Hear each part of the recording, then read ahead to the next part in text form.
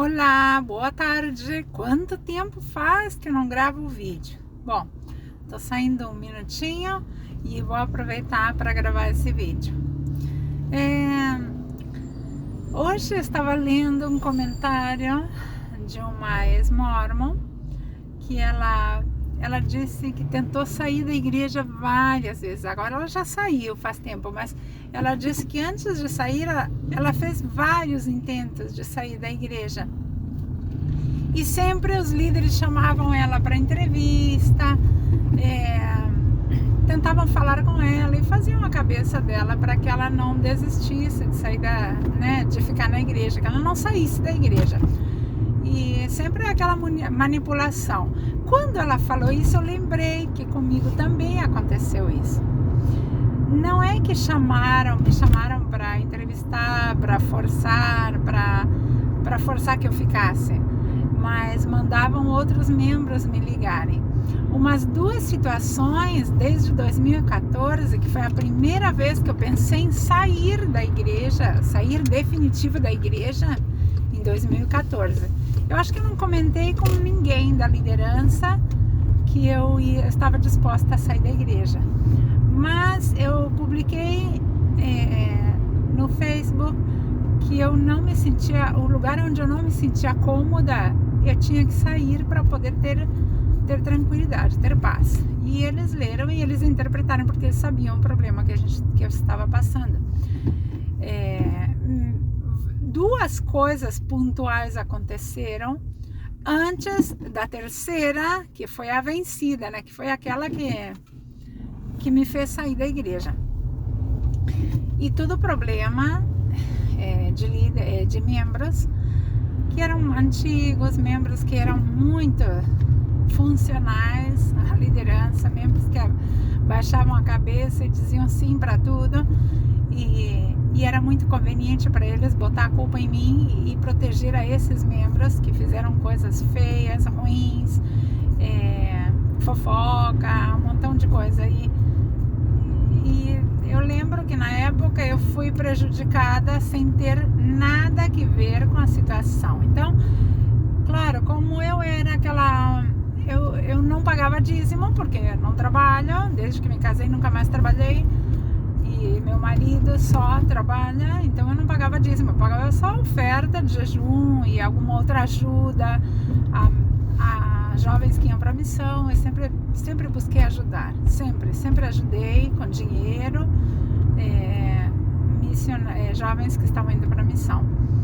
Então, como não importava muito para eles, eles botavam a culpa em mim. Alguém sempre me envolvia em alguma coisa que não tinha nada a ver. Eu não conhecia os membros da ala que eu frequentei por 10 anos, eu não conhecia a vida privada deles, digamos, A vida deles de segunda a sábado eu não conhecia, eu só conhecia aqueles membros na capela. Então, às vezes falavam mal de um e outro e diziam que era eu que tinha falado. E eu não sabia nada desses membros, nunca ia falar nada. Mas tinha um grupinho aí que era terrível, que vivia falando mal dos outros membros. Então, o primeiro problema que eu tive foi em 2014. E foi a primeira vez que eu pensei, não, aqui eu não fico mais. Porque sempre aconteciam coisinhas pequenas e eu sempre, fingia que não acontecia nada e tudo, e continuava na igreja. Mas em 2014 aconteceram coisas que realmente que eu notei ali bem fortemente que a coisa era comigo. Que não importava se eles sabiam, se eles podiam ter provas de que as culpadas eram outras mulheres e não eu, mas era eu que sempre que era prejudicada. Como me envolviam em coisas, só porque eu estava no mesmo grupo. A gente se reunia durante a semana para tomar chimarrão, para fazer alguma reuniãozinha entre mulheres na capela, e sempre surgia alguma coisa, e sempre me chamavam para entrevista como que para que eu falasse do que estava acontecendo ali, e sempre me envolviam de alguma forma. Daí ficava como que o bispo dizia, fulana de tal disse que você estava fazendo tal coisa. Eu disse, não, eu não. Aí quem era? Então eu tinha que dizer quem era, porque eu não tinha sido. E ele, e depois chegava no ouvido da pessoa que realmente estava fazendo a fofoca, a Vera falou que você estava fazendo fofoca, né? E na verdade eu não bati na porta do bispo para dizer que tinha uma irmã fazendo fofoca. Então, dessa forma, mas eu só estava me defendendo, mas é dessa forma como me envolviam nas coisas. E a primeira vez que aconteceu isso bem forte foi em 2014. Eu fiquei com uma vontade de sair da igreja, com os meus filhos, claro, óbvio, mas e não voltar nunca mais. Então eu comecei a fazer comentários no Face e eles se deram conta. E aí eles não me chamaram para conversar, para explicar que não, que foi tudo mal entendido, que eles sabem quem é a culpada e tal. Na verdade, eles nunca me chamaram para isso, mas eles mandavam outros membros, outras mulheres ligarem para mim e falarem comigo. Ai, Vera, eu fiquei sabendo, que chato isso, que envolveram você naquilo e tal. E fica tranquila, que a gente sabe quem você é e tal. Mas eles nunca me chamavam diretamente, eles sempre pediam para outra pessoa me chamar. E depois aconteceu de novo outra coisa em 2018. Em 2018 aconteceu outra coisa que fiquei com muita raiva também. Nem vou entrar em detalhes, porque a pessoa que fez aquilo não dá nem vontade de falar, sabe? Mas certamente o bispo não acreditou em mim, acreditou nela. E os meus filhos são testemunhas do que aconteceu, porque foi com eles. Houve um assunto aí na primária e eles me falaram, eu fiquei puta da vida, para dizer bem a verdade. E eu fui falar com a pessoa e depois fui para o bispado com a pessoa e o bispado passou a mão na cabeça da pessoa e meus filhos estavam ali ao lado meu. Ai, por favor. Então aconteceram 3 coisas, na verdade, ruins, bem ruins, antes de que eu pedisse para tirar os nossos nomes da igreja. A última foi em 2018. Depois de 2019, aconteceu um fato que eu já contei para vocês, que cobraram muito mais, a metade do valor, ou seja, cobraram o dobro de mim por uma atividade do meu filho, que cobraram a metade do preço para outras que o marido estava lá na igreja e tudo, né? Então, e eu sempre trabalhei na igreja, sempre servi, sempre dei aula, tudo de graça, como vocês já sabem como é a coisa na igreja, né? A gente trabalha sem ganhar um centavo, gasta do dinheiro da gente para preparar aulas, cartazes e preparar algum lanche. Eu trabalhei na primária, eu comprava lanche para as crianças do meu dinheiro. Então, eu trabalhei de graça muitos anos para essa corporação, que é a Corporação Mormon. E depois, porque o meu marido não é membro e não paga dízimo, eles cobraram o dobro de mim, de uma atividade do meu filho mais velho. Eu fiquei triste. Mas sabe que eu vou falar uma coisa para vocês.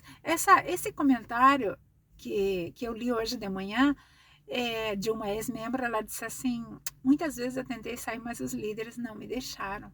Eles me chamavam para entrevistar, me manipulavam e eu ficava um tempo mais. Mas a minha vontade era de sair desde fazia muito tempo. E eu também, só que eu não era os líderes que falavam comigo, né? Mas sabe que depois que aconteceu tudo, que eu saí da igreja, que nossos nomes foram retirados dos registros da igreja a pedido meu, uma exigência minha que eu fiz bastante fortemente, senão não iam tirar, iam ficar pedindo carta, isso e aquilo.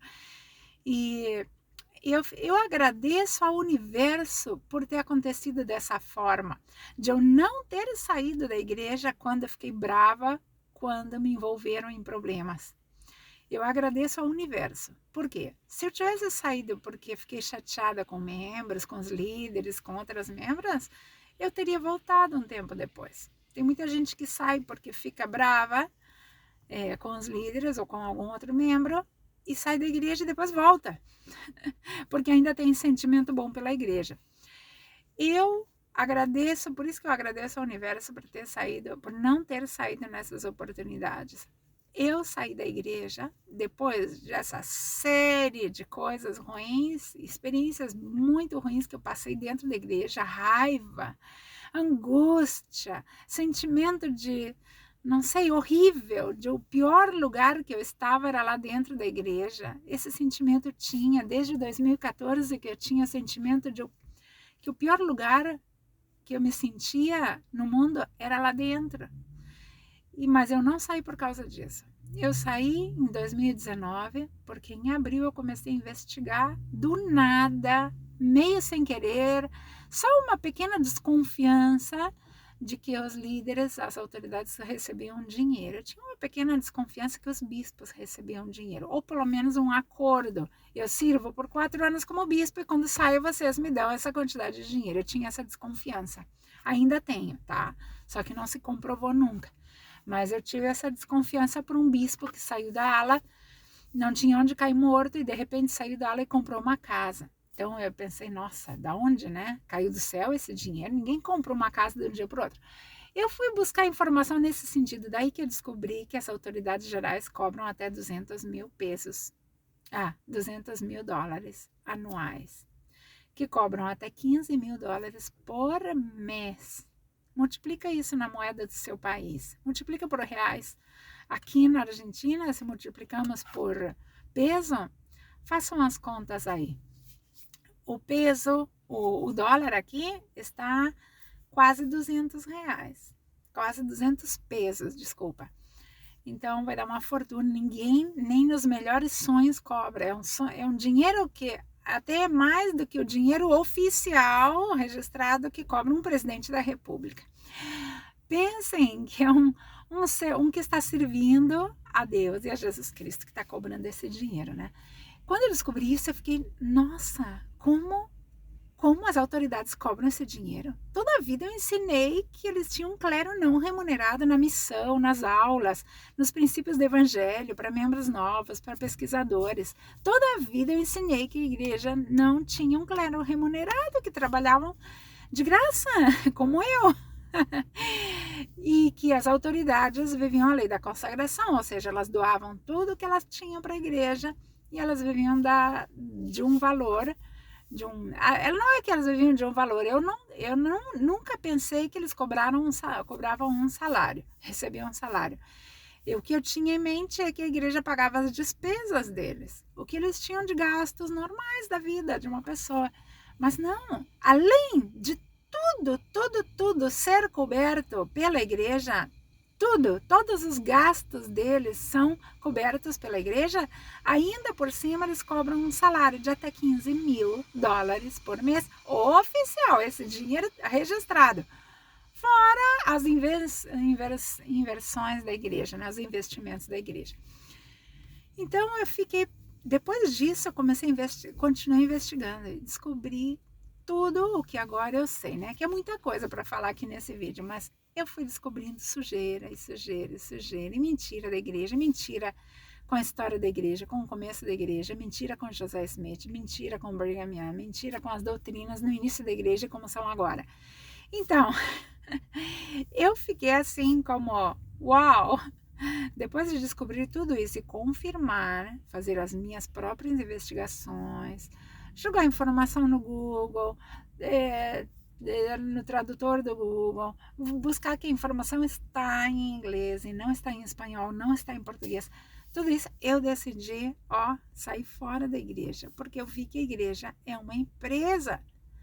Tudo que a igreja tem, o que ela é, o que ela ensinou e o que ela deixou de ensinar, o que era no início que agora eles tentam esconder, tudo, a igreja é uma podridão. Então, por causa disso, eu saí da igreja, porque a igreja é falsa. Eu não saí porque fiquei chateado com um, com o outro. Se fosse aquilo, eu já não estava mais na igreja.